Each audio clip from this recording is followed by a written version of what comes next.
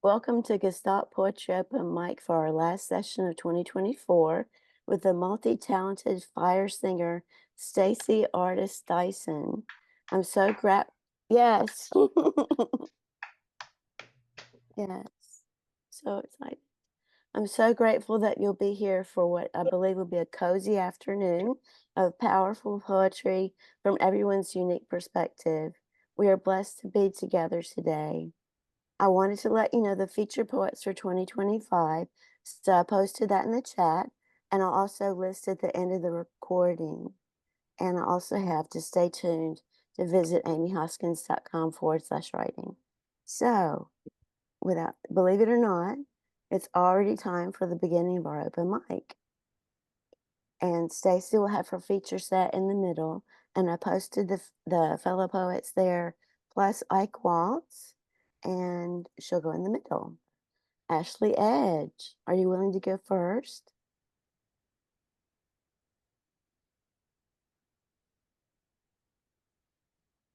Ashley? Sorry, Gav's got FIFA on in the background, so I didn't hear my name.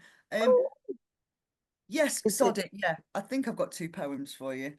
Apparently so. Apparently there's 2 poems open on my desktop. So yes, I can go now. It's absolutely fine.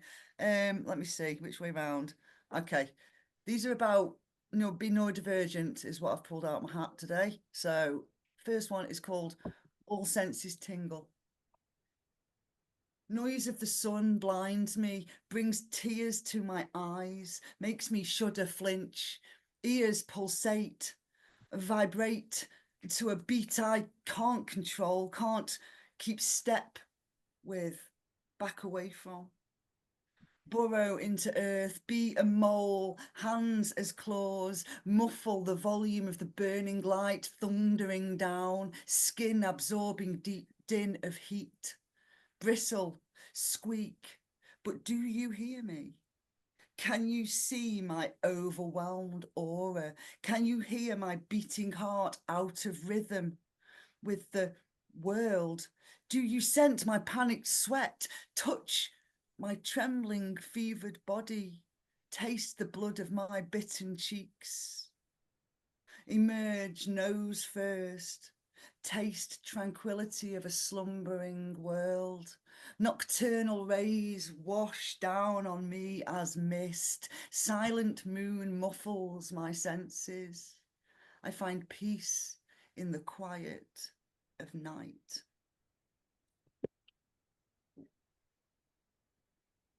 And then my next one, the same subject matter, is called ADHD. So autism and ADHD, because I've got the two, and don't they smoosh together? Some are rotten. ADHD. It inhabits my life with its inhibiting, erratic, eclectic manners, smothers me in uncertainty. What was fine last week knocks me out this time. No doctor, real or Google, can predict the cause of each burnout.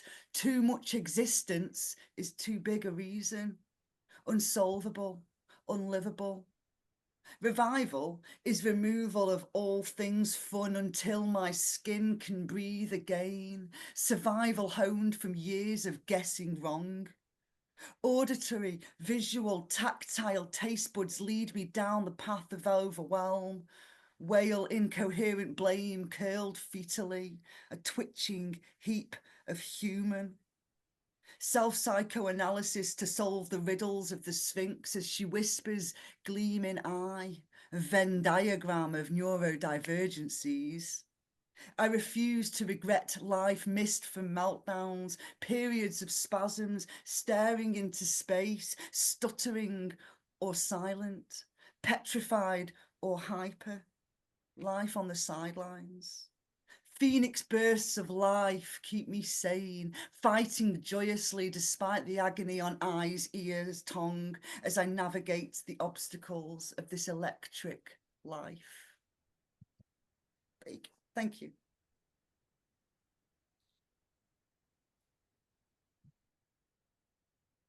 Thank you. Oh, I understand so much of that. I get overwhelmed very easily myself in social situations. Somehow I do okay here, but I get so nervous. So I really feel the over sensory or the hypersensitivity, and you did a brilliant job communicating that. Thank you. All right, Clive Oseman. Hi, Mia. Right. Yay. And as usual, you're not going to get anything that makes any sense out of me. So I'm going to do two. The first one is one of my infamous Amazon reviews from my book. And then the second one, something different. As if anything I ever do is like the same. Right, okay, so this is a review on Amazon, which is still there to this day, for I've got a Tassimo coffee machine, and this is for the Kenko flat white coffee for that machine. Wow. There's coffee and there's this coffee. I think this is sprinkled with magic dust. That other caffeine-based drink only gives you wings. This coffee gives you a jet engine too. Before I drank my first cup yesterday, I was very sleepy. When I finished it, I walked the 70 miles to London in about an hour. Well, I was on a packed train walking up and down the carriages looking for a seat, but without that cup of coffee, I would have fallen asleep on some stranger's lap. And the taste. Goodness me. I never thought I would find God in a coffee cup, but I did. God spoke to me. He said, "Oi, Ginge, what are you doing tomorrow night?" I told him I was washing my hair and drinking Kenko flat white, made in my Tassimo machine. He got the hint. "Oh, I can't compete with that," he said. So buy this coffee. It is the Covfefe. So that's that. Obviously very sensible. And yeah, the second one, some of you will have heard this, but not all of you by any means, not even half of you, I don't think. So this is How to Choose Your Pets, Volume 1. Many millions of people have pets and derive great satisfaction from their company. The simplest examples, of course, are dogs and cats. But are they the best option? Of course. A dog is a wonderful, faithful companion. And if you lack the vision to seek more than that, great. Knock yourself out and get a corgi or whatever floats your rubber duck. But there is a whole range of other options which could be much more rewarding. It has been explained in my previous works how a hamster is a suitable choice if you wanted to play simple tunes on the piano. But if you're looking for something to play Rachmaninoff's Third Piano Concerto, for example, you will need a top-of-the-range hamster or a mid-range ocelot at the very least. Cheap hamsters are very much more Chas and Dave than classical masterpiece, and that is quite understandable. They had a very basic education, and most can't even read the Sun newspaper, let alone complicated music. Even fewer can read the Daily Mail, which explains why so few hamsters are fascists, but doesn't provide a great listening experience. Cheap hamsters also tend to have very poor personal hygiene, so unless you want to listen to all the wrong notes accompanied by an awful smell, they are not recommended. Alas, even top-of-the-range hamsters can bring their own problems. I know of one who went to Eton at the same time as Boris Johnson. He was refused entry to the United States when scheduled to compete in the New York International Piano Competition after it was discovered to have copious amounts of cocaine in its suitcase. My late squirrel, who was a professional gambler, had staked 20,000 nuts on him winning that competition. Poor thing starved to death as a result. But the hamster escaped jail for squirrel slaughter after his owner bribed the judge with a novelty singing chipmunk and as much coke as he wanted. You may have heard the news report of a panda being spotted playing the accordion in Swindon Town Centre last winter, but this transpired to be a drug-induced illusion. It is fairly well established that pandas can only play guitar. You would have to steal a panda. Hardly worth it for Mark Knopf Panda, though it would probably be a better singer. No wonder that bloke was in dire straits with a voice like that. Probably the most boring pet is a goldfish. There is plenty of evidence that their only skill is miming to songs by the Smiths. No wonder they gave them away at fairgrounds. The top recommendation is the noble elephant, though you do need a large spare room or garage to make them happy. Perhaps pair them with the giraffe if you have a room with a very high ceiling or no roof. The beauty of owning an elephant is the dung can be made into truly luxurious mattress. I myself gave my father an elephant dung mattress for the garden bench I allowed him to use as a bed. He eventually upgraded to a coffin, but I like to think he slept comfortably until he fell ill. It was rather sudden, but hey-ho, he was insured. Thank you. Oh my A few gosh. puzzled faces there. They're thinking, what is Yes. this? Oh my gosh. Your imagination, your comedic imagination is so much fun. Just a delight. Thank you so much. Thank you. You're welcome. So much fun. Now we have Mili Das here now and Neil Daswani. So if we can go back up to the list. Mili, are you ready to perform?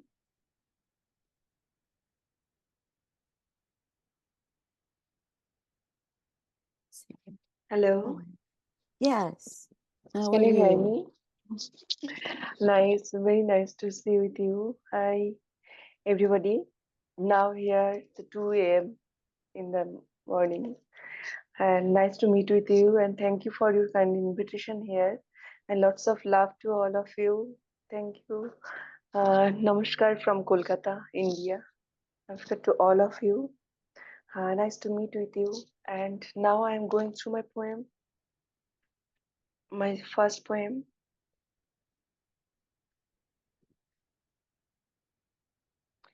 The name of the poem is Be Prudent. Learn to believe the right people in life. Learn to value your own time. Learn to understand who wants your good and who wants your worst. Don't stop for your own mistakes. Rather, learn from them. Don't regret wasting time for the wrong people. Rather, keep yourself away from them. Don't grieve for the past tumbles. Think of the present. Build yourself in such a way every day would be the crown of the future. Leave a mark on this earth. And this is my first poem. And my second poem is Be Happy. Please don't cry. Trust me. I can see your eyes. You'll be fine soon. Just don't cry. Just hold on your pain. I can feel. What if every effort becomes a way? Those who behave with strangers without telling them, I know everything. Be happy with keeping them happy. The journey is in loneliness. This is my second poem. And is there time for my three? Okay. I'm going through my third poem. The title of the poem, Never Stop, Go Ahead. I'm the motivator of my life. I'm simple, but I have strong personality. My mother is my backbone. Every woman can achieve his dream or her dream. I walk with my passion. I walk with my mental strength and commitment to the goals. I can prove everything is possible. I'm confident. I'm patriotic. I'm encouraged. Every woman is an exemplifying leader in all spheres of life. I can keep myself busy with good works. Keep smiling. It's vibrant and heart being pure. It forced me. I want my life would be lesson of youth. I'm competent. I'm courage. I'm confident. I'm communicate. I can live consistency. Every woman can be the epitome of both beauty and intelligence. I can be the best motivator.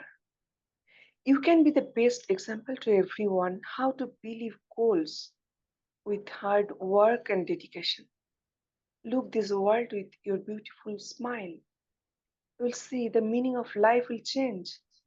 You will see the journey of life will change. Living in happiness is the name of life. You never stop. Go ahead. This is my third poem. Thank you. Thank you so much. So beautiful, so well done, and spiritual, loving. Thank you so much. So I'm so glad you're here. Much love to you and all Same of to you. you. Oh, so beautiful. And you're, Thank you, it's thank so you. It's my pleasure. late. Really, it's my pleasure. Thank you. Now we have Neil Daswani. Hi, Amy, and apologies for dialing in a little late. Happy birthday once again. Thank And you. this one goes out to you. It's a sonnet on turning 60. Okay. Alas, alas, milestone birthdays can't be delayed. Time's relentless march, the years devoured.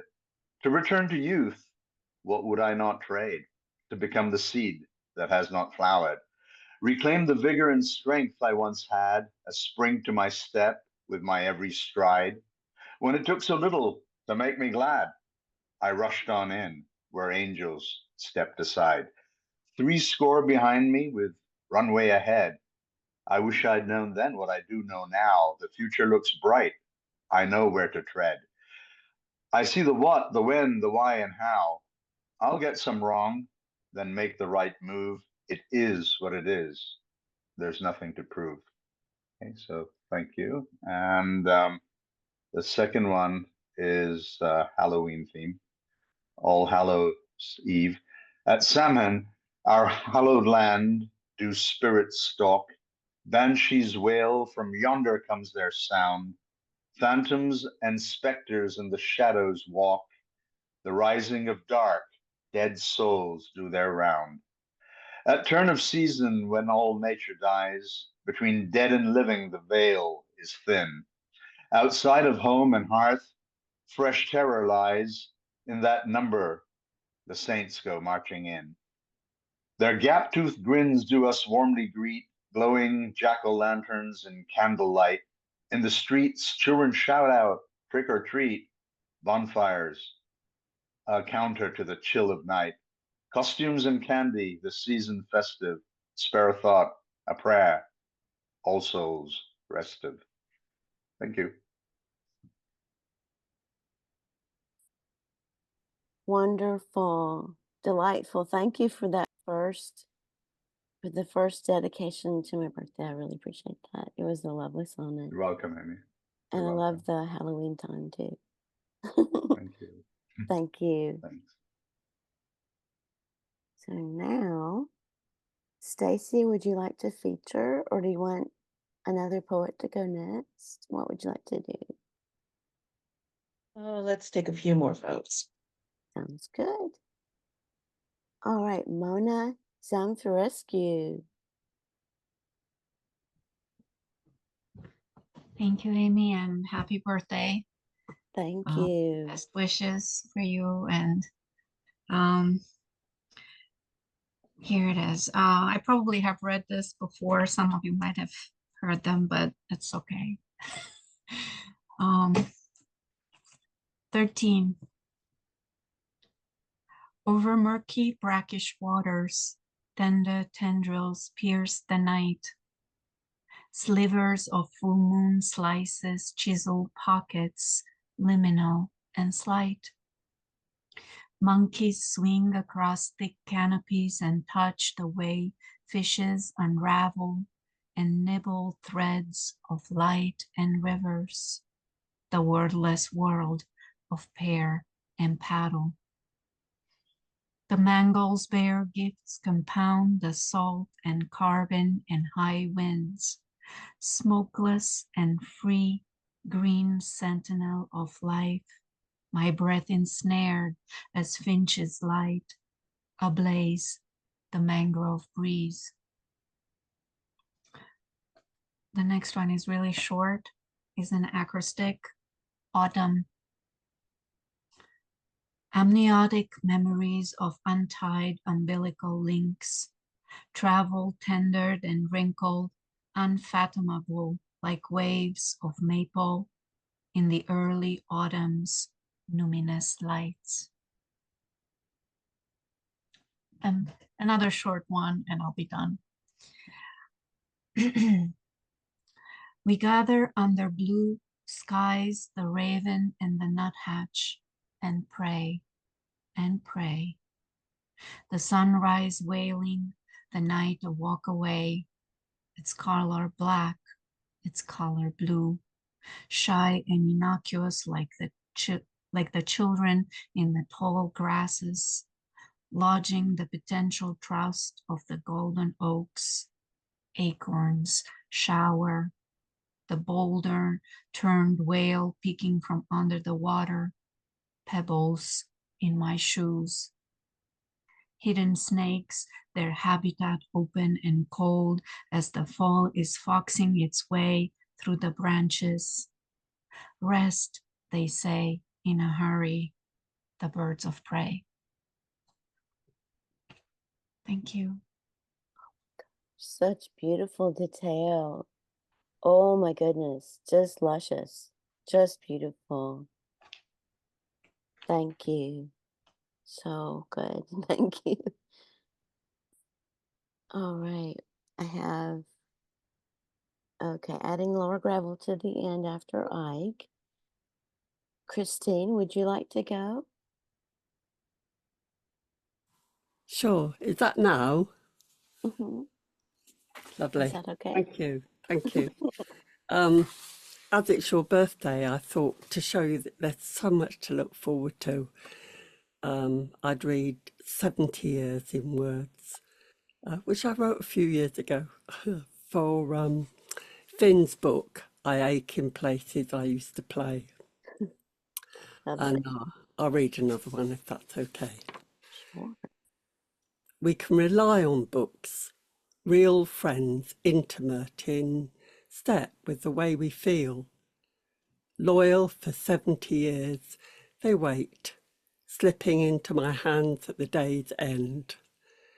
The finale, removing a bookmark, sets me adrift. It's the close of courtship,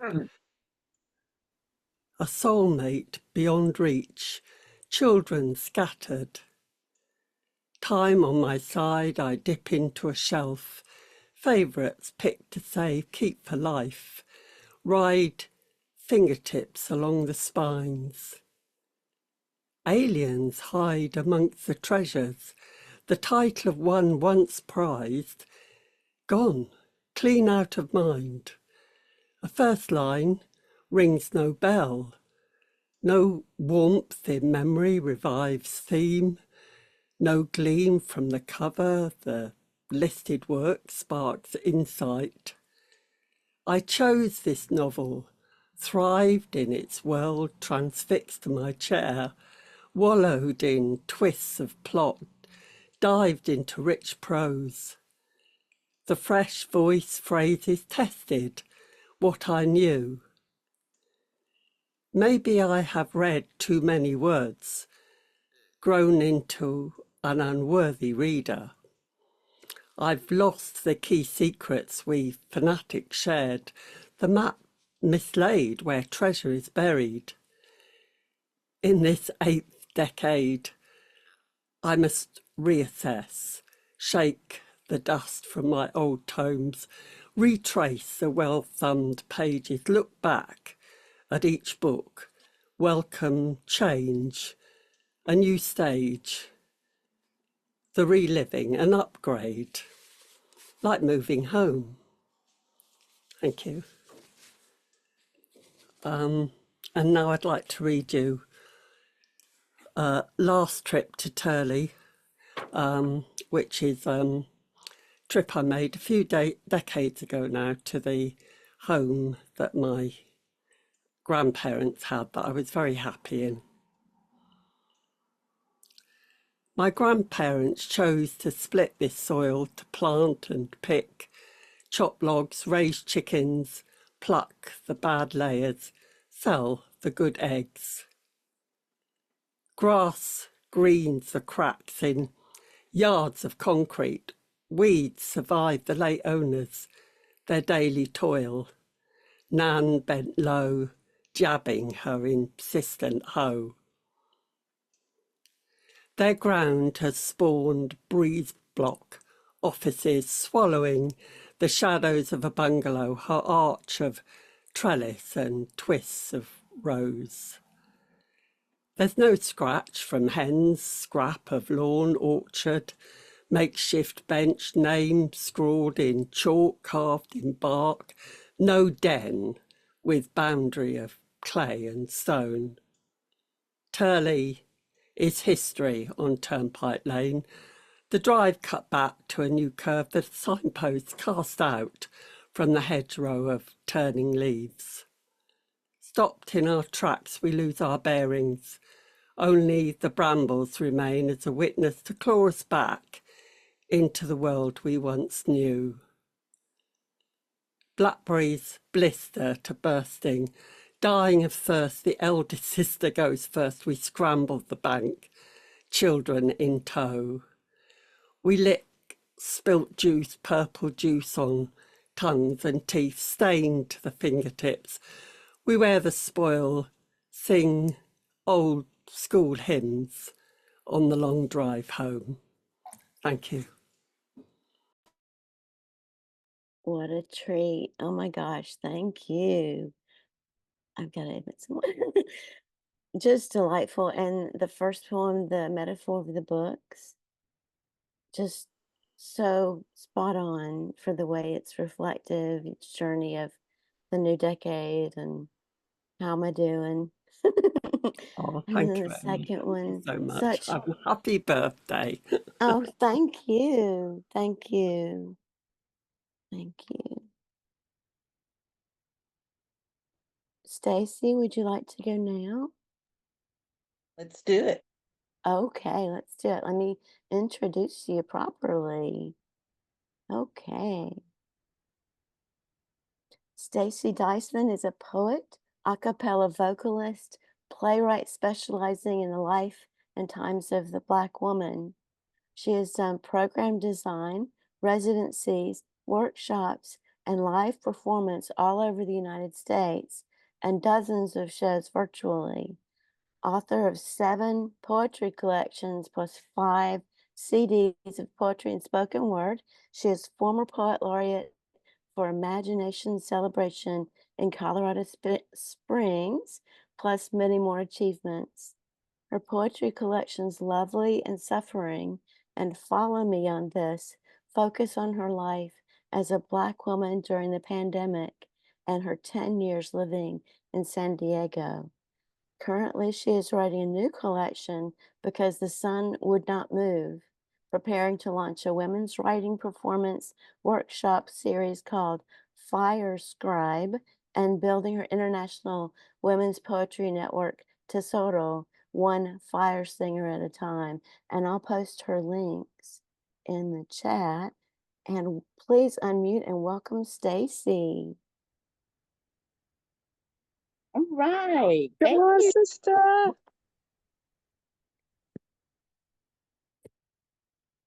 Y'all are sweet. Thank you. I appreciate that. So,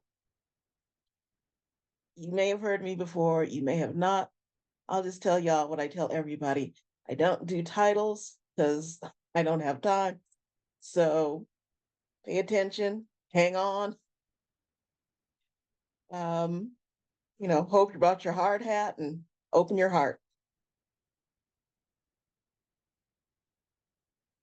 I was born to this. Born to spin words around the tips of my fingers till your circulation stops and rejuvenates itself into 24/7 heartaches that only serve to clear your head. I was born from pure hope and golden dreams that beggar any Maharaja's imagination. And if I cannot be heard, it's only because the wind in your heart does not lie at my beck and call, but it will. I am the goddaughter of a field hauler, and the purity of notes even Mahalia could only dream of. I cut my teeth in smoky bars, noisy coffee houses, street corners, and the whispering caress of angels' wings. I draw blood scarlet tears when I have to, pulverize illusions into diamond, throw light upon a passing stranger's wistful desires, and make sure that no single word dies from not being honored. And I have spent tonight with words and music that lifted me up, cut into my heart like fired glass, bored me to disgust or ennui, made me ache. All to say that I was born to this. But I was also born to be with you.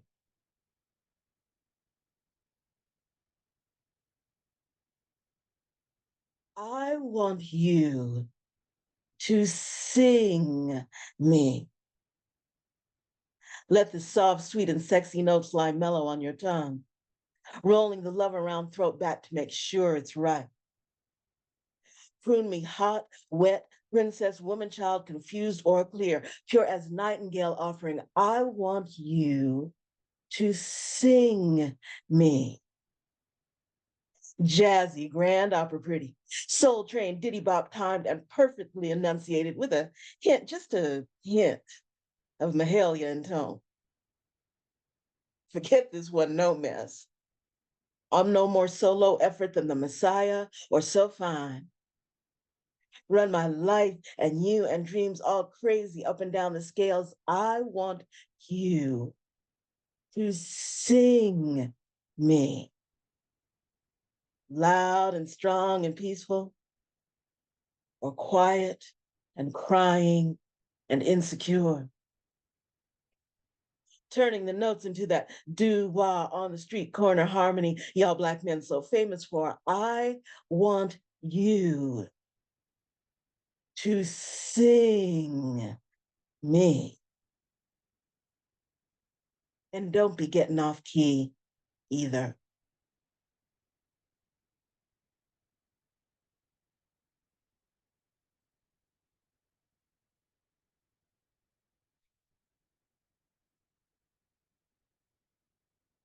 So since it's on top of other things, Domestic Violence History Month, Domestic Violence Recognition Month, trigger warning for domestic violence. 641. Where the hell is the bus? Some wit has scribbled in black magic marker on the bench. I don't know this route. I've only seen the bus pass my window. I think it's soon. 10 minutes? I pray it's soon. I have to be gone before he wakes up. The bus stop is angled away on a street across the street from the apartment window. He will find me if he looks, if he hunts for me, and he will hunt for me. I can drive. The new Cafe Olay Mercedes in Garage C is mine. The name on the registration is mine. The cut across my hand from having the keys wrenched away because I was late last night, thrown down the toilet, the ringing in my ears after he slapped me across the bedroom, the sore back, the ache between my thighs after he raped me are all mine. I heard all the things I am to him last night. His woman, his wife, his property. I belong to him, like his watch, his trophies, his clothes. He owns me, he says. Last night, he ripped away my dress, covered my mouth, and forced my knees apart to prove it. Not for the first time. 6:43. Where the hell is the bus? While I wait, I separate myself, count my blessings to pass the time. I have clothes, social contacts, a beautiful house, new car, china, crystal, European art on my walls, Persian rugs underfoot, a name, a place in the community. I have scars, below my left shoulder from having my favorite wine glass shattered across my face and neck. I have hairline fractures from being thrown into the dining room wall. I have permanent nerve damage in my left hand from it being slammed under a piano lid. Twice. 6:45. And I count the myths like a rosary. The myths. Uneducated women from lower socioeconomic strata are abused. The myth. Women stay because they have a psychological need to be abused. The myth. It doesn't mean he doesn't love you. Sometimes men just get that way. The truth is that my second doctorate was granted 3 weeks ago. I'm schooled in 2 languages, proficient in 2 besides. The truth is that our combined income is 2/3 over the national average. The truth is that there is no background of violence in my home or family or earlier relationships. The truth is that the man who will wake and hunt for me is not just that way sometimes. These are learned, perpetuated, excused behaviors. 6:47. I want to say thank you while I wait. Thank you to the police for not being able to do anything until the restraining order was violated. Thank you to my neighbors who locked their doors and told the police, it's an old building, the walls are too thick to really hear anything, and then avoided me for weeks after.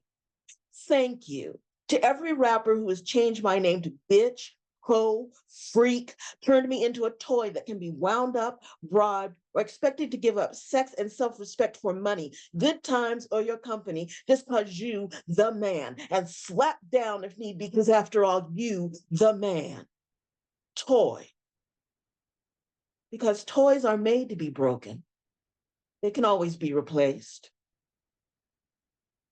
Thank you to Mrs. Mooney in 7th grade home ec, who told us a man's ego is fragile and it's your job as a woman to protect it. Who protects me?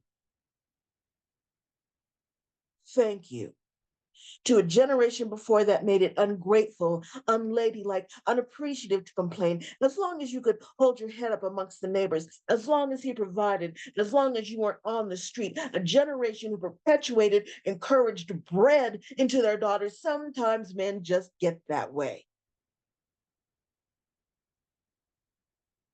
6:49. It should be soon. It will be soon. The bus will be here. And I will go to his sister and to the bank account he knows nothing of, and to the airport where I will fly, to where I cannot be hunted ever again, to where I can answer why I stayed without fear of the pain that begged me to leave. I am an intelligent, educated woman. Why did I stay? Why did I stay? Because as women, we are taught to hold home together. We are taught to know we can fix it. We are taught, we are schooled, we are expected to be loyal to the idea of love, to accept, to believe, to forgive possession as part of that love. 6:49, I stand here cold and trembling, hurt because of love, scared because of love, in fear of being chased like some wounded animal that only needs one more bullet to be a trophy because of love. Women stay because of memories. Women stay because we hope. We are born to believe in hope. Women stay because we need to believe in the strength of giving and never giving up. We leave because pain and disillusionment have become our reality. We leave because no one has the right to murder our souls. We leave because we must be responsible to our daughters and our sons and our lives. We leave because we are right. 6:50 and I am leaving. 6:50 and I am leaving. 6:50 and the door opens and I am clattering coins down the meter, taking a seat, taking my life. 6:50 and I am leaving him.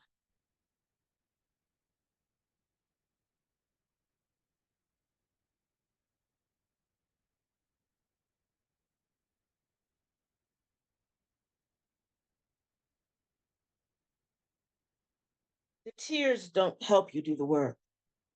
They blur the screen, leave you trying to scrub wet salt and horror off your hands. Recreate, reinvent the memory of every other pain you tried to write away. Your voice gets hoarse. Your instrument becomes your torment because you can't cry. It strangles the syllables. You can't breathe shallow. You need the air in your passages to tell the truth. And anyway, what good does it do? Your sisters still get shot for going about their lives for no good reason, going about their lives. I am tired of writing poems warning Black women who were just minding their own damned business. You read the reports and your eyes begin to burn, and there's no use in crying. Crying doesn't stop bullets. Crying doesn't stop insanity. Crying doesn't stop the threat of being murdered for playing games with children, smoking a cigarette, boiling water, sleeping. But you have to know. You have to read the reports and watch the videos and suffer. You have to feel like the weight of 1,000 years is never going to be off your shoulders because their names need to be said at least once in celebration of their lives, not as martyr or icon or the reason for a revolution, just spoken as person, as people, as women trying to make a way, make it through, live as person. Live without the threat of becoming the focus of a movement, but your eyes burn. And you rebuke yourself, run to your pen, try to make it right the only way you know how, try to make it right the only way left to you. Try to not tremble while you write the piece, sing the piece. Your eyes are burning, but you can't cry. Don't cry. Not where anyone can see you. Remind yourself, this has happened before. You know the drill. Why are you surprised? Remind yourself, this has happened before. You can't. You can't give up. You can't give up the right to be surprised and hurt and desperate. Because someone has to sing all their song. Someone has to mix the pain, anger, salt, sweat, streaming, utter betrayal produced by this country into ink breathes firestorms. Because the tears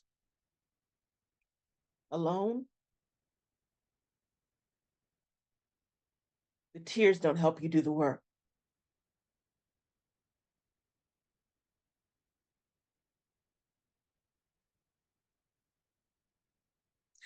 So, airport coming out of Tennessee, sharp banging noises. Somebody yelled, gunfire, and the place shut down.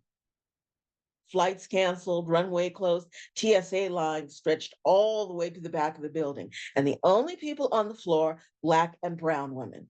Soothing, explaining, the only people on the floor, Black and brown women, taking care, solving problems. Black and brown women making sure that everyone is taken care of and okay.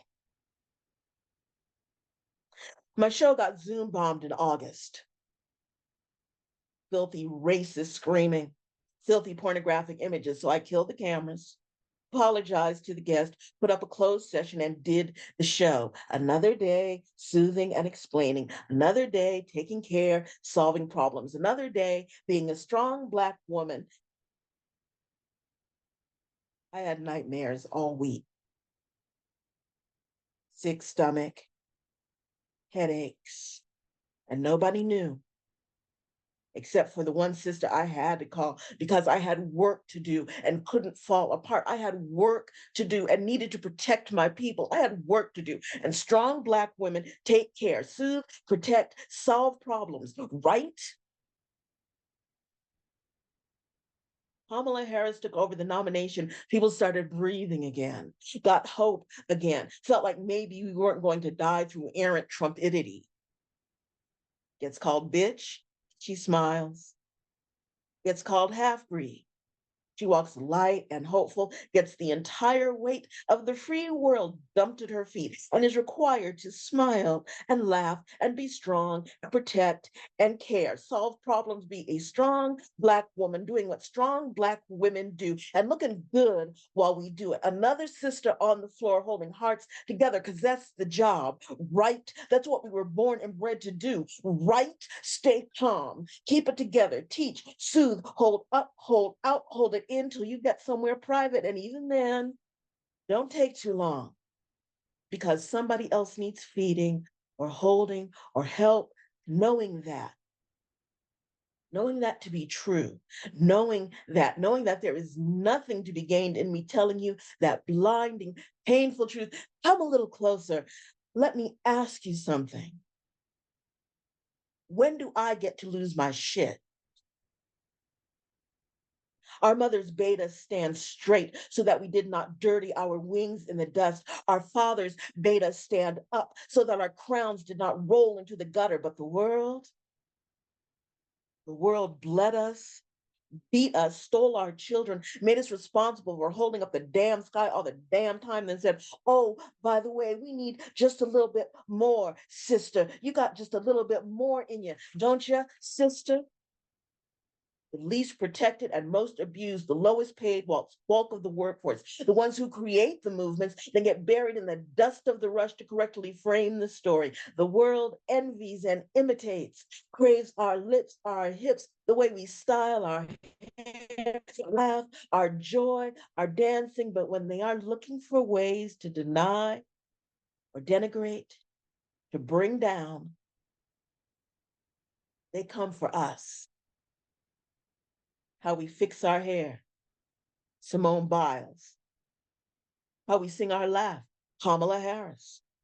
How we fix our mouths to say whatever we need to say, me. And every other sister who keeps telling the truth. And then we are found loud and extra and manly and wrong till the world comes running to us again to make it all right. I would like for just a day to be valued. I would like for just a day to have my contributions recognized past what I do for other people. I would like just for one damned day to not hear the word resilient used to describe me. That's not a description. It's a dismissal and a death warrant all rolled into one.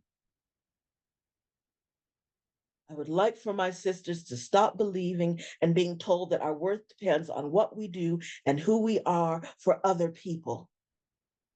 I want Black men to stop using us as an icon or an excuse. I want white women to stop using us as a crutch or repository or a vessel to constantly drink from, but never replenish.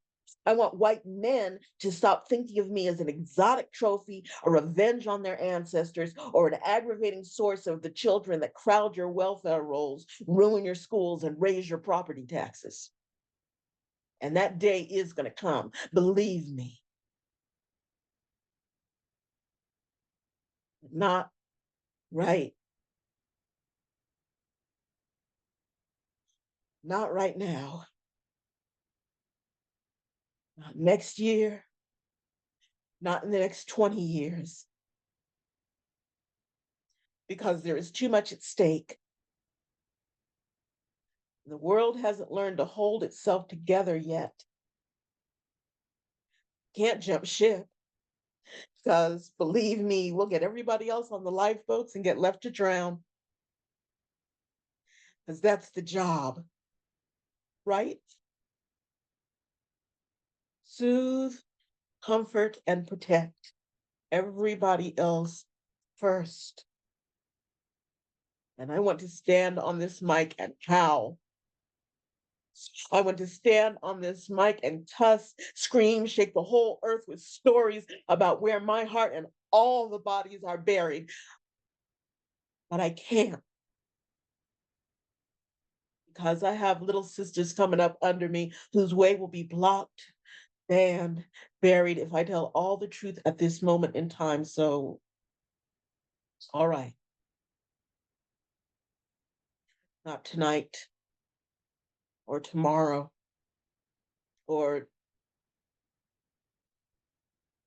I don't know when. But I need to ask.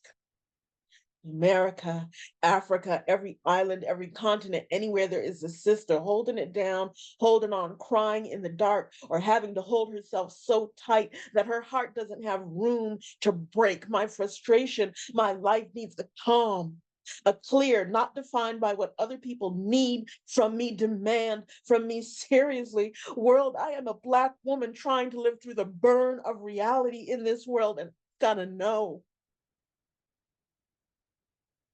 I gotta know. When do I get to lose my shit? You all have been lovely. Thank you so much. What Breathtakingly you say? That's powerful. all right. That's all right. Brilliant. Storming Wow. as always, sis. Yeah. Wow. Wow, it's right. Woo-hoo. I learned so much. I feel humbled, and you are so wise and so empowering. And I understand to the extent that I can.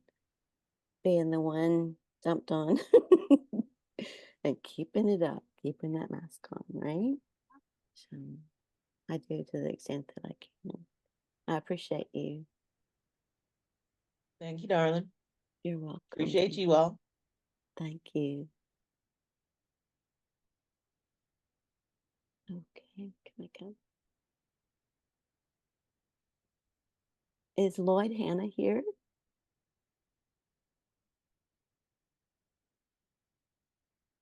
All right, Henry L. Jones, is he here? I don't think so. Ty Stokes. Genevieve Ray. Oh, great! I've got to follow my sister like that. Okay. Well, let's keep on the same rhythm, shall we? But different energy. Are we good to go? I'm guessing, yeah. Okay. Ebenezer. Ebenezer. Ebenezer. I know the shadow work. 2 seconds before getting onto this, I had no time to transform from transforming. We're so scared of the ghost of the future. I'm never fearful of the ghost of the present. For we get so trapped by the magical mysteries and celebrations as Ebenezer is dragged from one part of London to another and miss his words. Getting so obsessed with the idea of a great ginger cheering puppet. We miss his words, and yet if you read the book, you will hear the very lines to which Stacy pointed. Where and how do we keep creating the same generational problems? Well, quite simply, in the words of the ghost of present, they are men's. These two children. The boy is ignorance. The girl is want. Be afeard of them. The boy particularly, because from him stems all. And they shall need, and they are your generational poverty. But keep them to the poor houses. Let them fall fallow for those who have but one pot to feed. Because in truth, that will keep the mechanics and let the rest just die sideways, missing the element. And it's why, though I'm not the world's biggest fan of Dickens, I do find this story haunting. And funny that we use it as a celebratory fairy tale used regularly by Hollywood. The problem still occurs, and Ebenezer is orange, with a wig that slightly moves every now and again. Yeah, Finn got me. Why do we keep doing this? Hundreds of years into history. And the simple thing, there's always somebody with a pot somewhere. But that is the magic of what we do. As storytellers who will jump up on stages of Our Birthday Girl and many others, we get to say no and create history with a pen. So be fearful of the present, because it is the one chance you get to change anything. Long past the name of Ebenezer, or it will show on camera, my own coffin, made by a friend to keep present, haunts forever. But that is tomorrow, and that is no fear to me. And the past cannot get to me, but the present is the one thing I am responsible for. So I shall let sisters fall into my arms when needed to, so they can scream into eternity. And shout forth and tell others, be fearful of ignorance and want. They are your children unless you take responsibility. Cheers. So brilliant. I love Ebenezer and the shadow work, and just love the whole metaphor and the stories, and just beautiful. Thank You're you. welcome. You're welcome. It literally was, I haven't got time to change out the costume. I'll use it. It's lovely. I love that. I'm going to be a green fairy with a wand. And I'm going to go to the garden class and go, if you're a rabbit, if you're a flower. I think it'll be fun. Okay, so now we have Eike Waltz. Thank you so much, Stacy. 2 poems. First, happy birthday, Amy, Amy, Amy, Amy, Amy. Second, some of you may have heard this one. Dia de los Muertos. Always the Grim Reaper strikes locked doors at night. Sometimes the living ask, how are you doing? How long have you been dead? Always the dead can walk through these walls. See the gruesome that is dressing you. Sometimes time appears with nothing to spare, nothing I have, nothing to share, whilst Thanatos delivers your soul to the afterlife. Sometimes I can hear your deafening silence. Skeleton turmoil rattles on my mind. I can see you coming, darkness of November, that unexplainable longing, burning fingers snapping candlelight, cold musk of December gone, that taste of nonsense, that late fall color bizarre. I hang over my sleeping guitar, only sound that kills dances with that infinite loss of hope, counting those blue Viagra pills tumbling like decaying October late, way down my aging throat. So much color, facing death, sacred energy exchange, that short taste of coitus, bonding thrills inside that armored coat.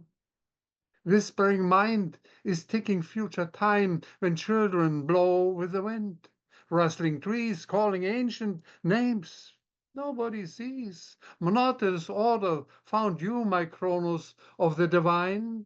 I am, yes, I hear him scream. You are dead, you are all mine. If you only could have seen how yesterday was moving along, ever so mean, and what a thrill to touch your temple of electrocuting fuss, enslaved by that mortal arousing us. One would play hide and seek every day. Let that binary QR code have it. Shit happens. Oh yes, he will find you. So they say.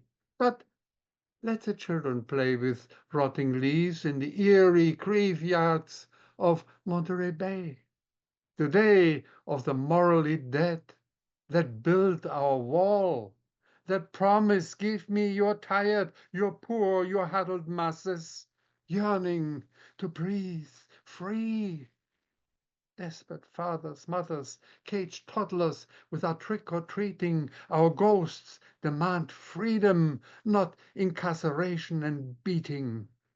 What a tragic song that punishes us forever and all. Every moment and in between, holding onto a fake treasure of masochistic delight. These are the secrets that rule our morbid lives. You may trick or treat, whilst I smell human defeat. Precious, sultry high noon, however, splits tongues deeper than scientific time. Let me kiss you, my digital you, cooking an Adam's family stew of truths, forget me not, yes, just rot, rot, rot. Let me squeeze my lover's G-spot, kiss a little, thanks a lot, inside your delicious fleshy bowl of boo-boo. Let me discover between your expecting thighs the reflection of I, the boom, and you, the woman. Boo-jangles, boo-dangles, boo-boo fondles, boo-boo handles, boo-boo. Excitement. Oh, I am so lost in that repeating rhyme. Please don't rattle my precious urn. Don't wake my ashes in return. Arousing these bloodthirsty screams of history. What's contained in me will haunt you. Bewilderment in restless disharmony. Yes, I can't wait for the roasted turkey, delicious stuffing. My darlings, basted kill, that Thanksgiving time, if you will. The grim reaper kissed my bloated cheek. Aging, he whispers from his toothless face. Aging will make you wise and weak, he says. He knows that wisdom is drained inside those painful rotting teeth. I yearn for the antique design of my urn. My ashes seek for no better and no return. And so I will rest in restless peace, my case for the forever lost. 6 feet ahead of you, sound on the wrong speed, dancing with a mouthful of weed. Dia de los Muertos, I feel the pain before my fall. However, should I reappear from these long forgotten deceased? Call a shrink, don't send for the priest. Dia de los Muertos, the Grim Reaper has knocked on my door. The end has come, the new has become. Thank you. Fascinating. Just wonderful. I love your twists and turns. And also more shadow work. Lots of shadow work there. The voice of death. Thank you. Now we have Laura Grevel.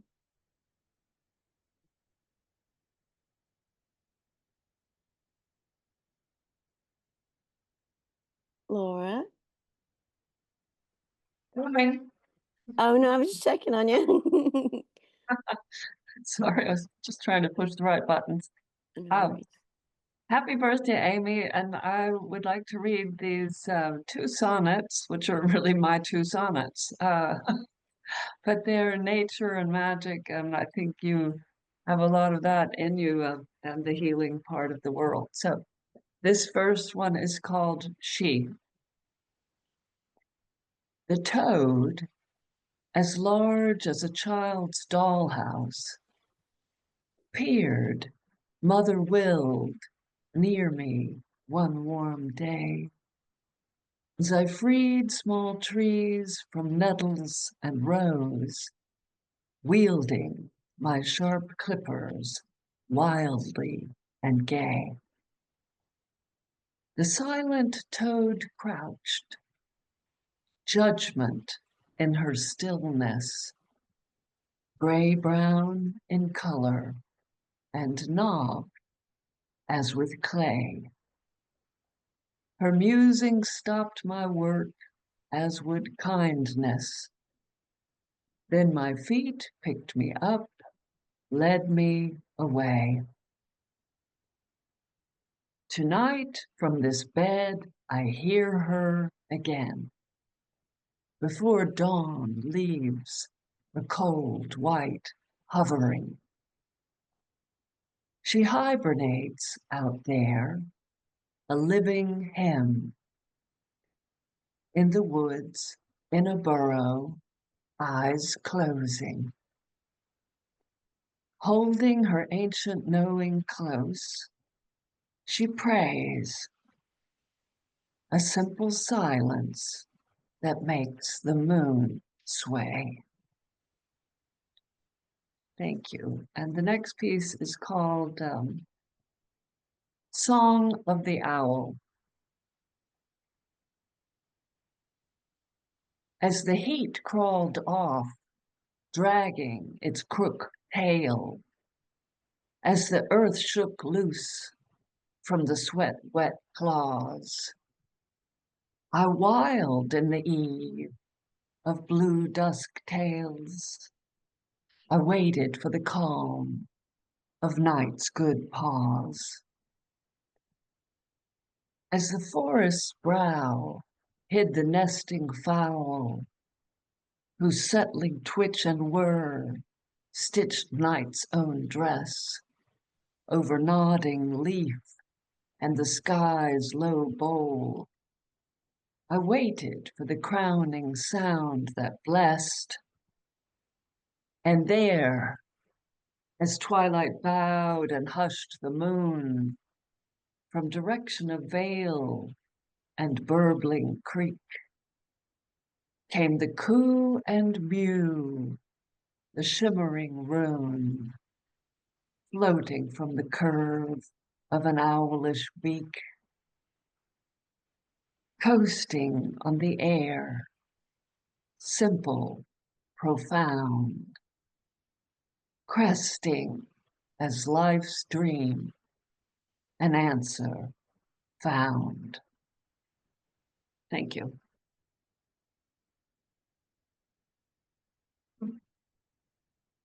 Oh my gosh. So you've edited it down to the essence, right? And it's so terse and I can feel the tension all the way through, not in a bad way, but you know what I'm saying? Between each word, it's like a being that you've created. It's so wonderful. Thank you. And now we have Kate Jenkinson.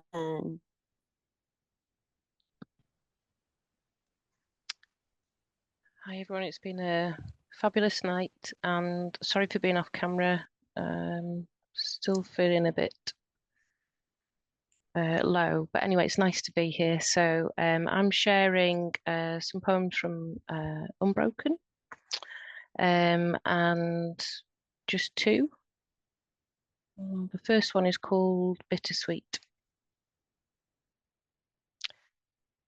I sat beside my misery today and listened to what she had to say. She told me how she felt dejected, ignored, cast out, always rejected. She told me she was very sad, that loss and heartache held her back, that no one loved her and she was alone. Her brown eyes filled with yearning sorrow. She said she'd feel the same tomorrow. I sat beside her in despair, to see my own sad self-reflection there, to know this truth is always inside me, and yet my heart keeps beating daily. How do I guide her home safely? I wanted so much to fix her hurting, but knew no way to soothe her healing. I gently warmed Misery's hand in mine. I said, you'll understand in time that every person has a misery struggling inside to be set free. The constant conflict may disarm us, show us the path to inner peace. It's not to ignore the bittersweet. It's to give our misery a kind embrace, to wipe the tears from her sweet face, to say how much she means to you. Her heartache makes us live more fully. Hold her close, love her unconditionally. Not so sad to be beyond repair. We are more than our scars and melancholy. With acceptance, there's hope in the air, and a seat beside me, always for my misery.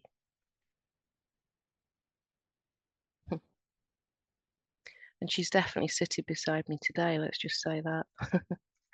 Anyway, this one's a little bit more optimistic in some ways. It's called I Have No Clique.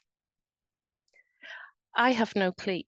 I fit perfectly, then don't fit. I belong where logic and poetry lie side by side. I'm the space between verses, the perfect punctuation and artificial alliteration. I'm the bigger picture of scientific discipline. I'm the beginning, the opportunity, the proof, the indisputable evidence that outliers succeed through difference. Chaos and creativity collide in my persona. I am in between the wave and the element, both a part and the whole, the thought and the sentiment. I am the horse that bolted and the stable gate, the opportunity missed, the opportunity taken, the opportunity lying in wait. Thank you. Thank you. The first one brought me to tears. The second one is so hopeful. Thank you so much. I can certainly relate to both and appreciate you. Thank you. Oh, you're welcome. Thank you for being here.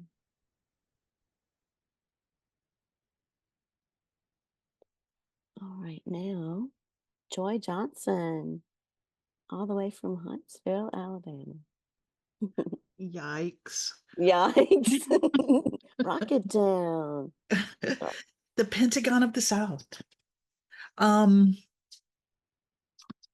So I'm like pretty much completely unprepared, especially after listening to so many things. But anyway, I have a few short things that I think I might regale you with if you have the patience for me. Some stuff that I wrote a little while ago. This first one is called Prayer. And it's about something that happened outside of my city council meeting one night back in 2020. Frances, the city councilman, came out into the street to greet us with her sermon and pray that we might meet the police with gas and cudgels like holy folk and greet their onslaught in our dozens by lying at their feet. I cried, "Bullshit, don't fall for that." But the girl behind me shrieked, "Just go away. You're old and fat. You've no idea what's neat." So I did indeed turn on my heel and heard the prayer from every seat as cops poured in from dale and hill and rained more ordnance and heat. That was a unpleasant summer. Now, I want to read one that is called You Don't Have to Get Everything Right in This Lifetime.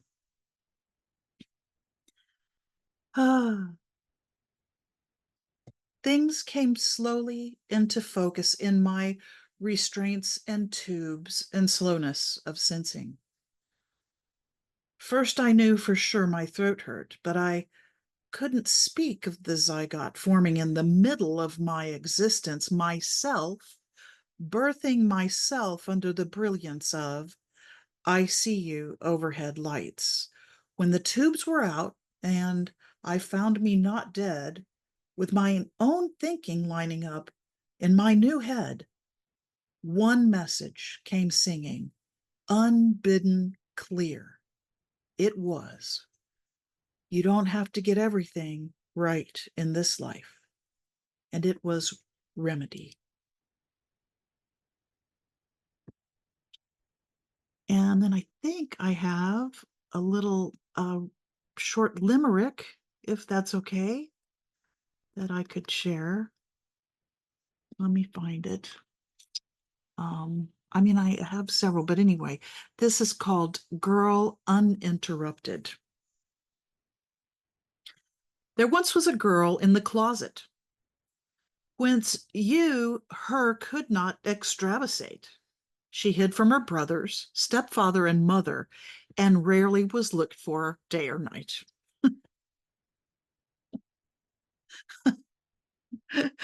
Yeah, that's me. I hid in the closet a lot when I was a kid. Oh gosh, I hid under the desk, so I get that. Yeah. I hear you there. Those were great. I love your writing, Joy. You're so good. You're so good. Thank you. I could share this sonnet that I just wrote yesterday if you want to be subjected to it. Go for it. Go for it. It's based on I apologize, but it's based on Shakespeare sonnet number CVII, that's 107, I think. Okay. Hence the name of it is Sonnet Civies, because it kind of looks like CV. I get it. Okay, anyway. Here we go. Yet my true love, supreme she, is forfeit, and all profits presaging in vain. For the truth has become isomorphic to spared feelings of Sarah, Steph, and Jane. And we approach our sure doom asleep, as the moon is cold, augurs powerless to teach a rabble a science, Habib. Responsibility come cowardice. When all is gone, this rhyme will be gone too.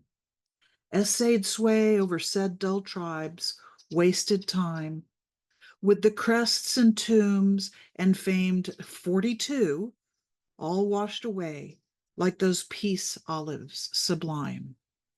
There is no monument will endure the unraveling we twiddling watch occur. Thank you for listening. Thank you. I love that last poem so much. It's brand new, but it's so good. Thank you. It's a pretty typical, very sort of disgruntled politic type stuff that I'm writing I a hear lot ya. of lately. Why not? You got to get it out. Yep, Speak that's your right. truth. Yep. Yeah. Thank you. Thank you. Oh, you're welcome. Thank you. Now we have Richard Spisak. Spisak, I'm so sorry. Spisak, that's okay. I rose by any other name. But anyway, thank you all. Happy birthday, Amy. And it's a pleasure to be with these fine, fine poets here. I have two little pieces for your amusement. Neither one is as long as the Iliad, so you'll be happy to know that. Here we go. I'm going to share screen. And for something completely irregular, here we go. This is a graphic poem called Free Captain Paul. Free Captain Paul.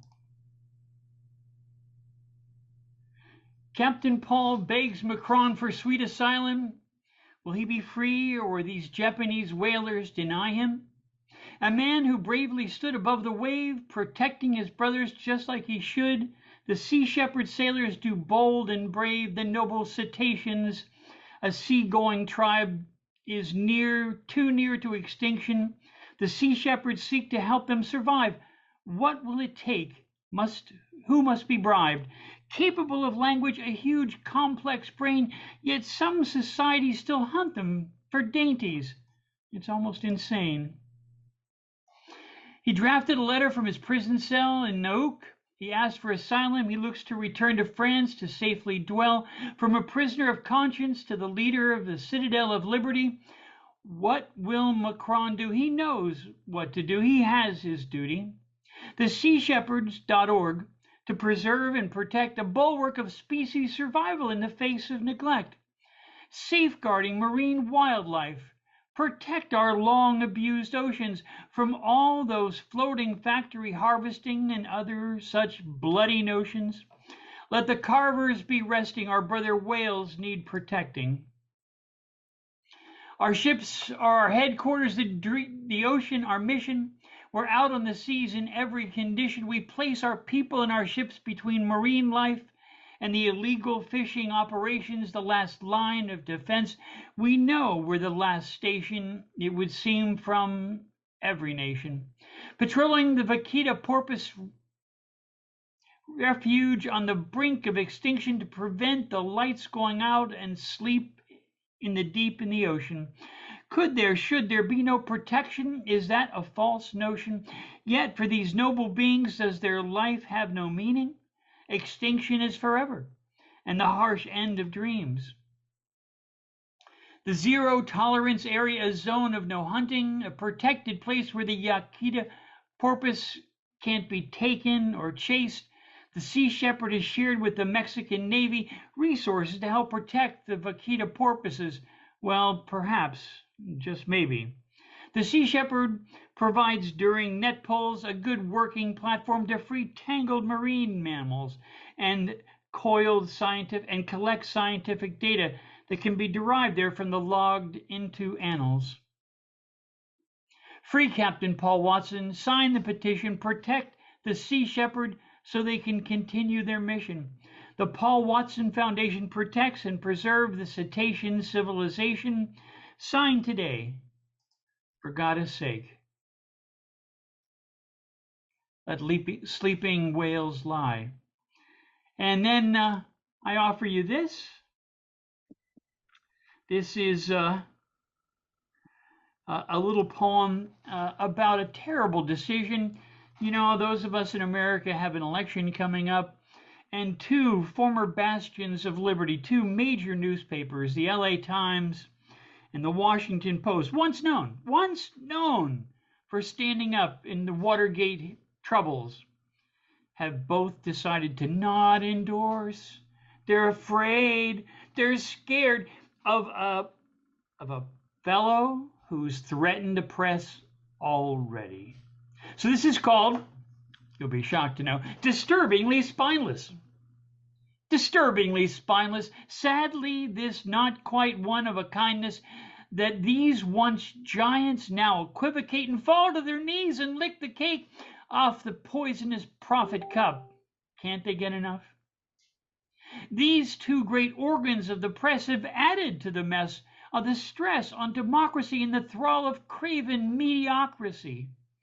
Do not mistake this for an honorable ambivalence, establishing some mortal moral equivalence between these two titanic archaic forces. Wait, hold your horses. Equivalent to what? One urges an end to democracy, urges a surging and burgeoning brutal theocracy, lying through its teeth, rich only in hypocrisy, a pseudo-immoral, wealthy cashocracy.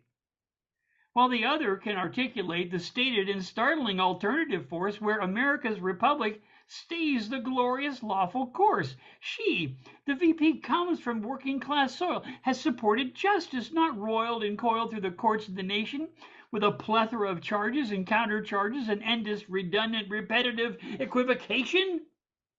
Endless, relentless, restated with a voice that would rattle and cheerlead the mob into bloody battle. Death-headed rattle, the endless prattle to gin up a mob to break, murder, and rob? There are always lawless forces that will start and chart a dubious, lugubrious dart. The lie, living lanes of refrains full of roughage that builds on suffrage and victimhood, not at all good, the tiniest, shiniest way, like they should, towards self-aggrandizement and reliance on enemies, ultimately offering violent remedies and reprisals, as long as they lead the mob to steal, cheat, and rob. While these forces compete for your attention, let me repeat, an informed electorate is justly concerned and filled with alarm.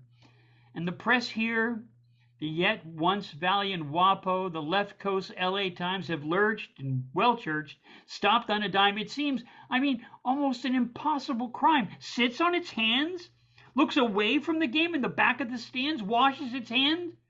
The silent pilot would be proud. Aren't they sure that when democracy's door is shuttered,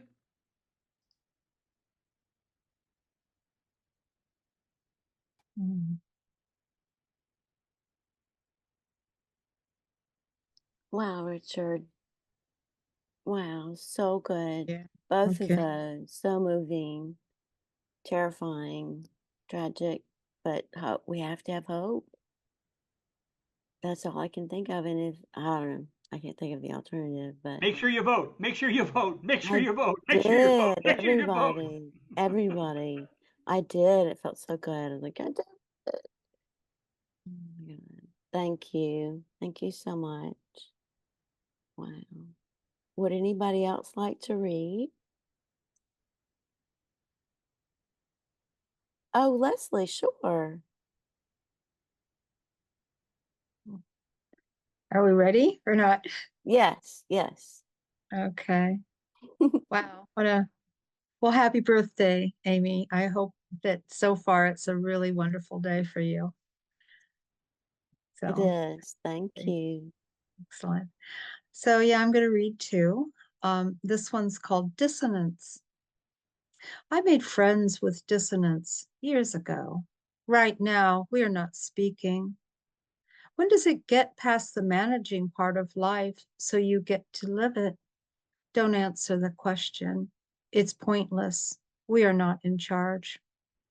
Where our humanity lies is what we do, if by decision or impulse, when we are powerless. Also, it is so, the same, if or when we are powerful. The middle path is that which is said to be the wisest, but we, pulled and tugged by that which only and ever rolls unrelentingly on, through us, by us, around us, the locomotive of life, we do not, when rolling so, know that this is so, or often that we have a choice. And with this, do we roll with it, swept away by the momentum, the force of existence at its fast clip, or do we stop, pause, consider, and decide to not be part of the tide, but that which is firmly rooted, perhaps, as the tree grounded deep enough to not be swept away by the waters coursing so around us? Does it matter? And what if we are swept away and travel the course of the river downstream, swept away, taken far to then be there at the point where, when the river is only the thin tributary, the waters calmer, we come to shore, and on firm ground, now on foot, walking on firm ground, find our way to some home, some idea of home, our home, imaginary home, the home of those who came before us, or simply home, the heart home, the deep desire for this, the this outside of thought, the consideration, thought, simply of balance, no choice to be made, but simply the that is, the deep desire for this, our home, all of us, the home embedded in our hearts. And then the second one I'm going to read is called Plateau. You have asked yourself to grow and to change, to shapeshift from one form to another. And so now you feel yourself expanding with having the new that comes to you enlarge, shift, reducing, shrinking again to the old safe form. But the stretch, the stretching, the involuntary response to stretch is upon you, and you stretch. And the fear is there that you will expand so greatly, perhaps into this unknown, that you will burst your skin. Is that the ancestor lizard or snake in you, knowing this, remembering how it feels to shed? You are made of the fabric of yourself.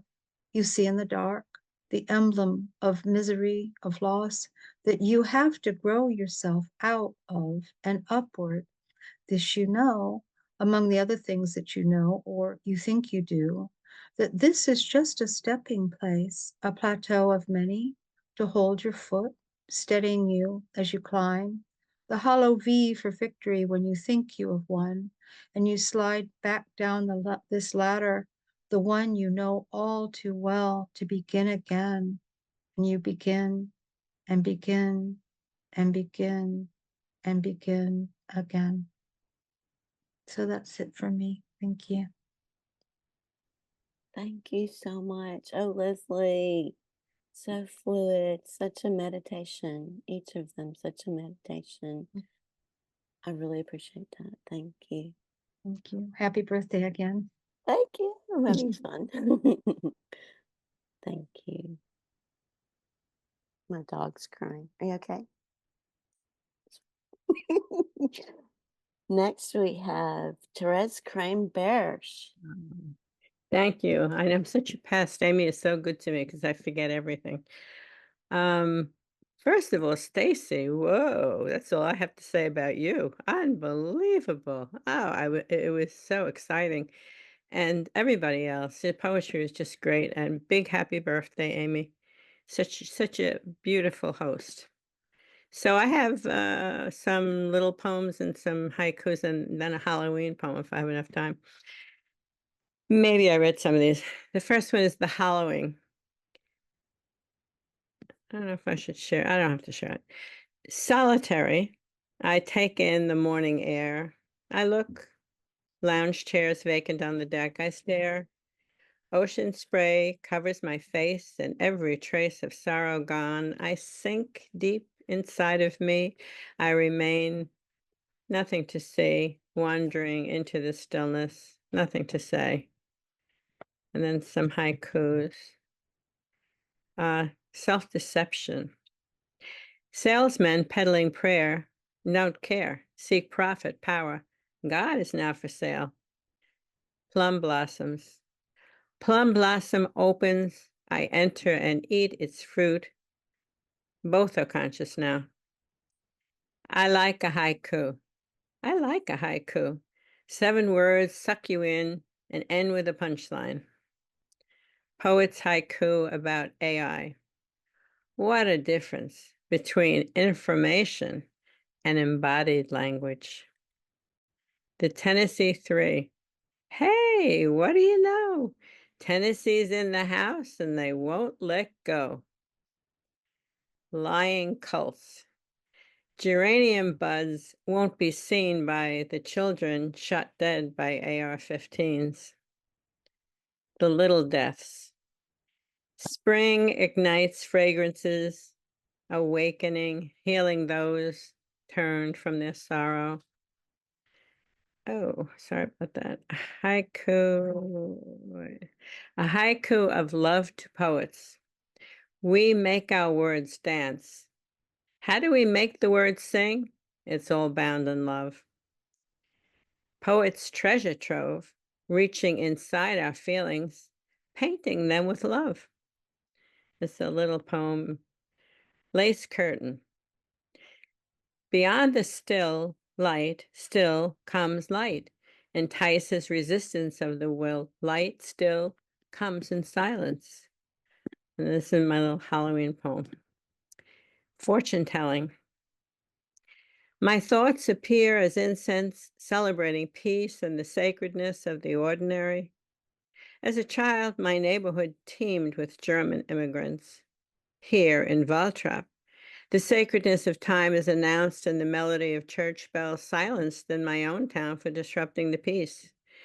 I daydream of times at the lake with family members, feeling upheld as we celebrate one another's presence in this time, our time together. We celebrated Halloween with my mother's pumpkin cake, foretelling our future. In my slice, I unfold the orange tissue to discover a petite iron.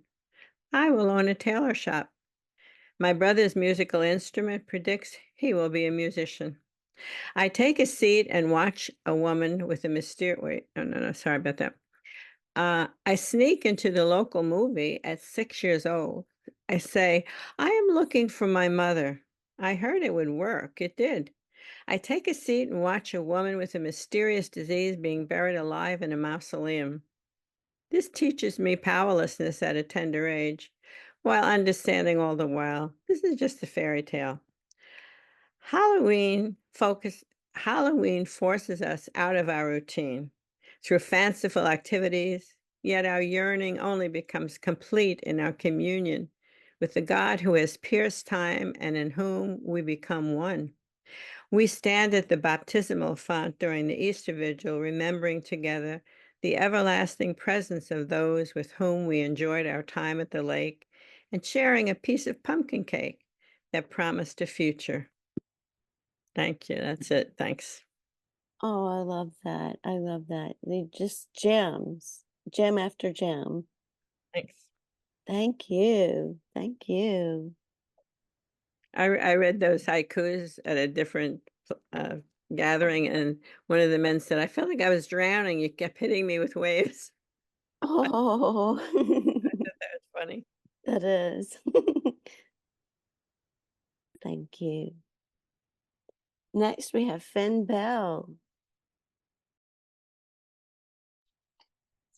Good afternoon, everybody. And Miss Stacy, always a very powerful set. Thank you. I wanted to read from Louise Gluck, All Hallows. Even now, this landscape is assembling. The hills darken. The oxen sleep in their blue yoke. The fields having been picked clean, the sheaves bound evenly and piled at the roadside among sink foil as the toothed moon rises. This is the barrenness of harvest or pestilence, and the wife leaning out the window with her hand extended as in payment, and the seeds, distinct gold, calling, come here, little one. Then I want to close with a poem of my own called Katao Balay, which is basically, I think, the Visayas region in the Philippines' way of calling Selkie a Selkie, or the myth of the Selkie. A girl can become a ghost ship daughter, sailing to a country that she learns later will not adopt her. A fish split clean through the middle, a hasty gutting upon the dock. See the departing shoreline? A girl can become knife sharp syllables of its language, can lose the ocean breeze soft syllables, the swaying gold stalk palay of her native dialect.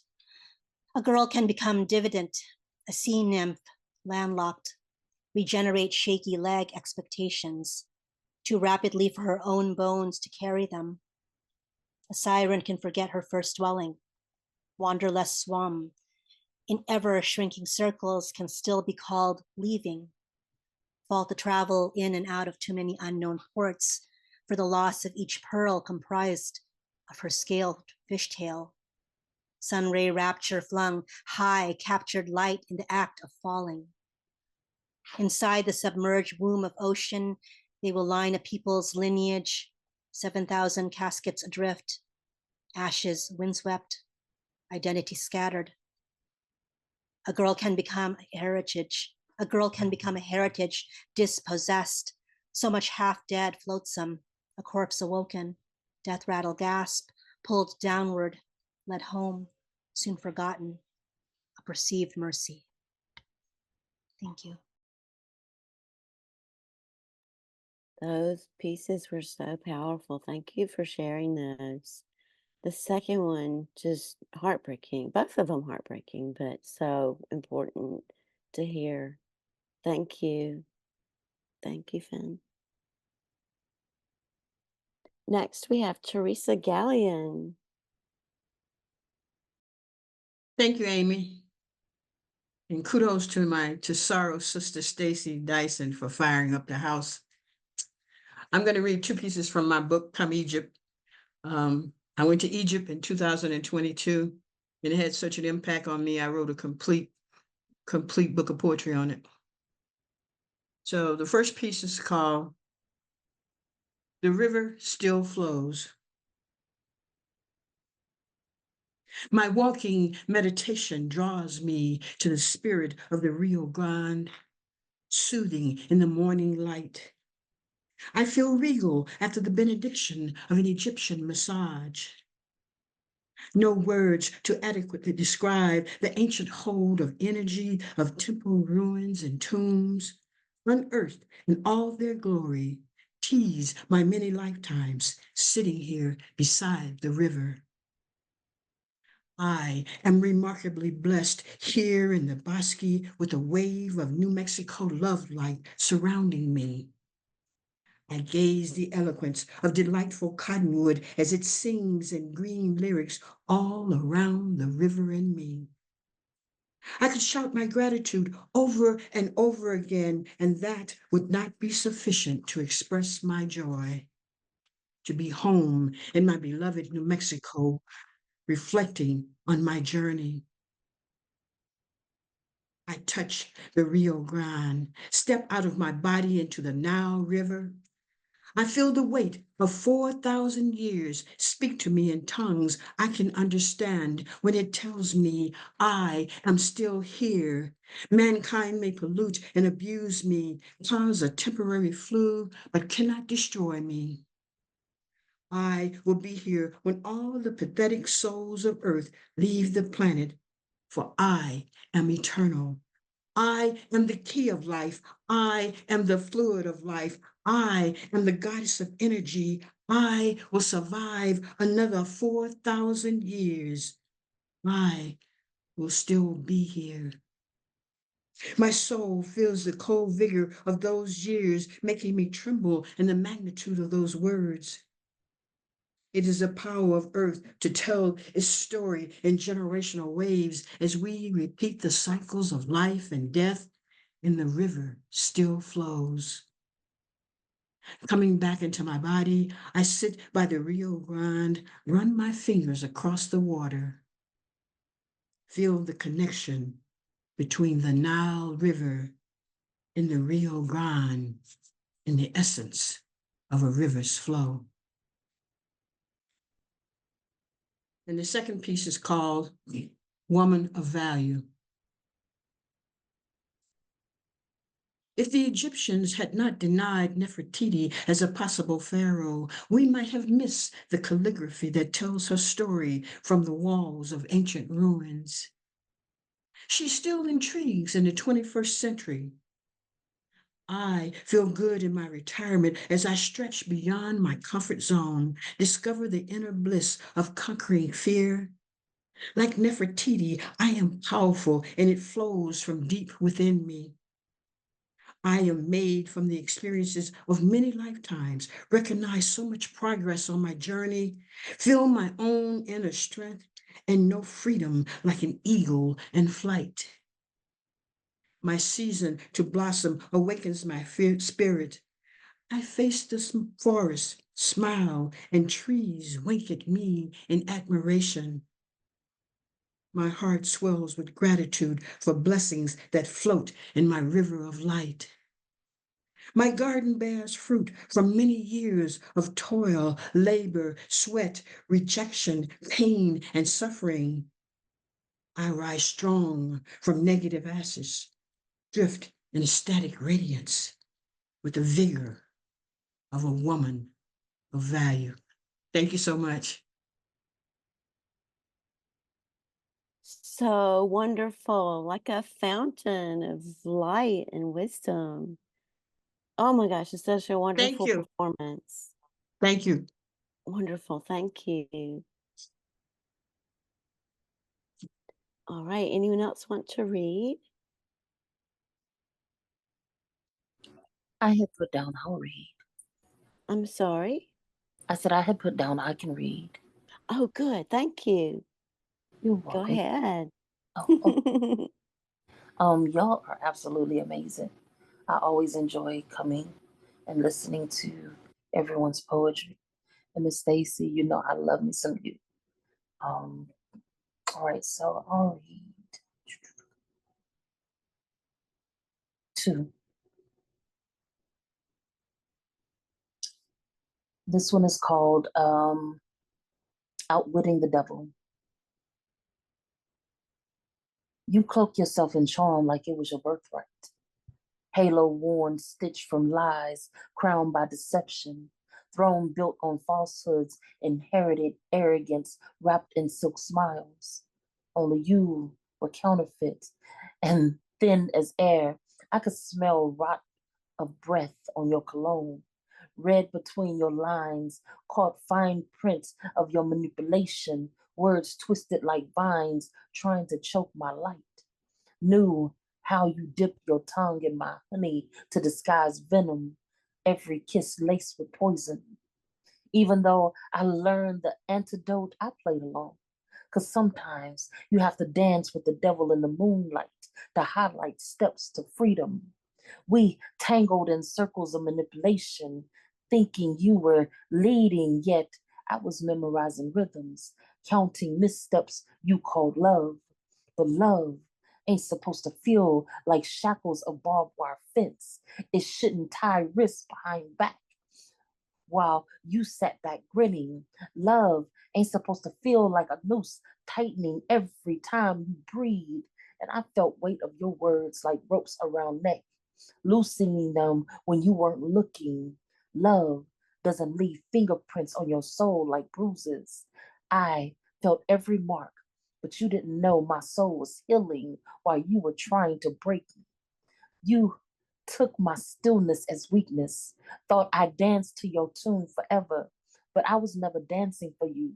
I was learning how to break free from you. Even the devil slips up and fails, and when you stumbled, I saw cracks in your armor. Empire you built on control came crashing down, shattering in your own reflection. Me finding freedom in your cracks. Now I'm free of your illusions. Stronger than lies you spun, I walked away from fire you started and turned it into my own light, reclaiming every piece of me you tried to steal, turning cruelty into armor, my survival etched in steel. You didn't break me, only sharpened blade now carried, carving out my own destiny, far from your reach. That's the first poem.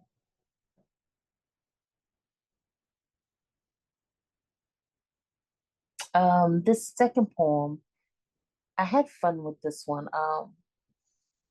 This is I think it's called I know I'm gonna pronounce it wrong. A Glasformer poem, where you take 4 lines from a well-known poem and you come up with a whole nother poem. And each of those 4 lines is the start of a stanza, and each stanza has 10 lines. So I took Maya Angelou's poem, And Still I Rise, and this is what I came up with. You may write me down in history, yet I am more than ink and paper's weight. My story carves beyond your limited grasp, lineage of queens with crowns made from battles, ancestors etched in stone, not shame, fighting wars in whispers unheard but unbowed. History wears our scars like armor you don't acknowledge. But at every turn of page, I still emerge. Revolution blooming in silence that won't be televised or digitized.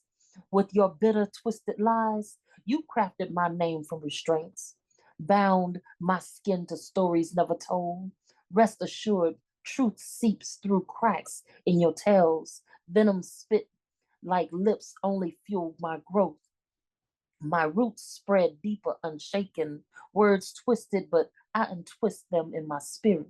For every lie, I mold a truth that shines, undaunted by weight of your deceit. You may trod me in dirt, but my essence is not buried, only reborn.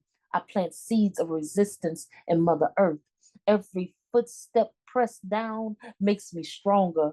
More you tread, I stand taller with each blow.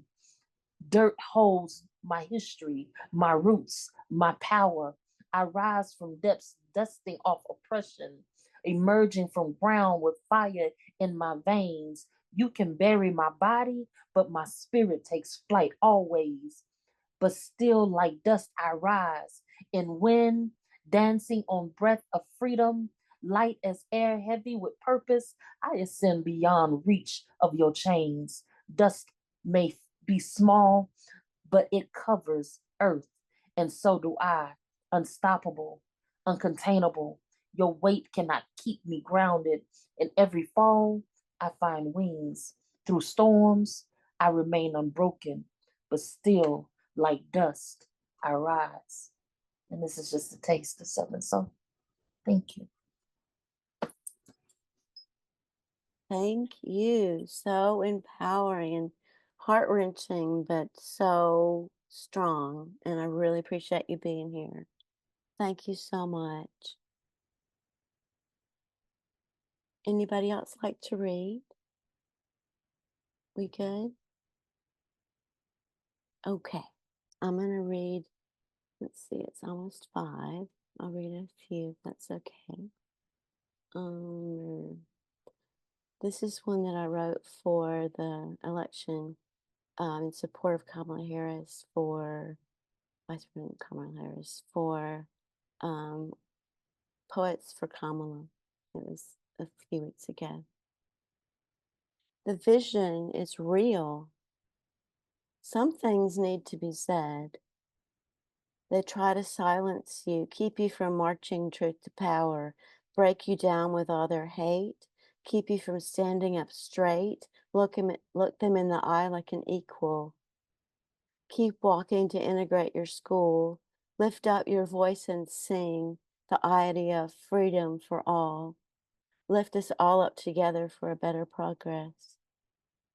Pour food all over you at sit-ins, expletives sear your skin, but you remain nonviolent like Martin Luther King Jr., like Gandhi before him.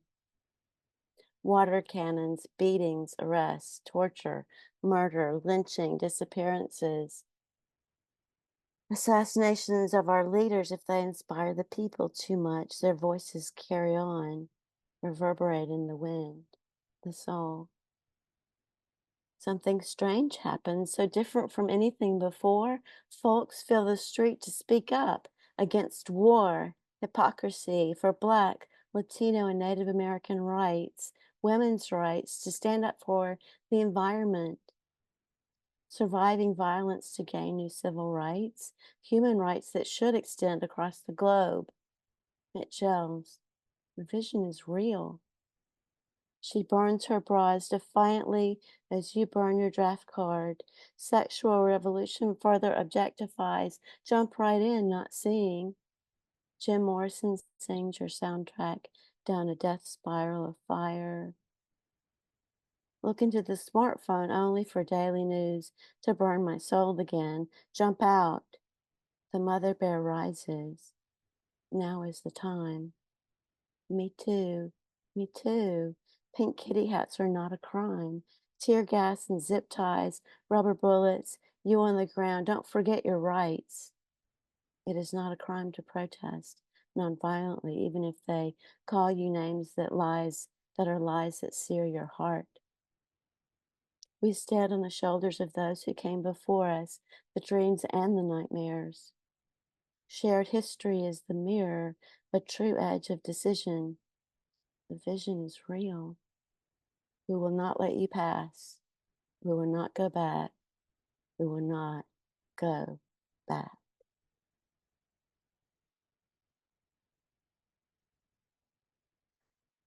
The second one needs a trigger warning for trauma, I guess, early trauma. I Am the Dishwasher, published by Maori Literature in 2024, this month. Thank you. I am the dishwasher right now anyway. We plan to get the mechanical one soon, install it below the counter just so. I'll only have to on occasion, delicate things, you know. Washing dishes, I remember things, hear things, voices, flashes of memory. Stravinsky, Vietnam, floods of water over my hands as things become clean. I make things very clean. The water soothes me. I made the heat just right. I learned how to wash dishes from my mother and one of my older sisters growing up. In second grade, I remember it was my chore coming home after being picked up at long last from the babysitter's house. Too much of the ether and juicy fruit. Little did I know what was going on and why it took forever for anyone to pick me up. I'd do my homework somehow and wait, all done, watching the black pine trees dripping in the forest outside the black window from the love seat, slipping. When I got in the car, there was always juicy fruit to take the taste out of my mouth or to freshen my breath after all that, however you want to think about it, whatever it was.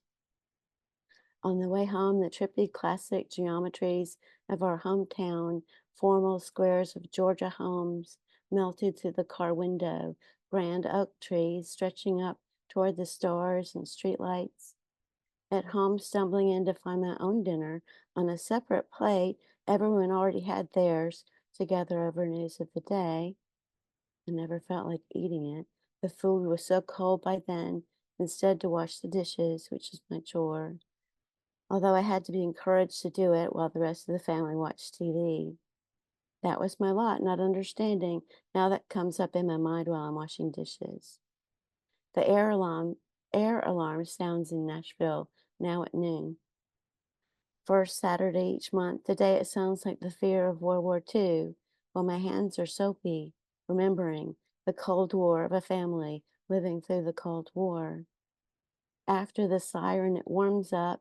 Now things are different and holy, as the sweet smell of fresh lawn grass you are cutting outside, the scent of fresh bubbles on my hands, cleaning everything just right for us now. I finish. I am the dishwasher. Do you think women do not think while they're cleaning house? Children, for that matter, learning chores? All the Cold Wars of memory are being cleaned from my hands every time. Thank you for giving me the opportunity to see while I'm cleaning. I have one more. It's about nature, my garden.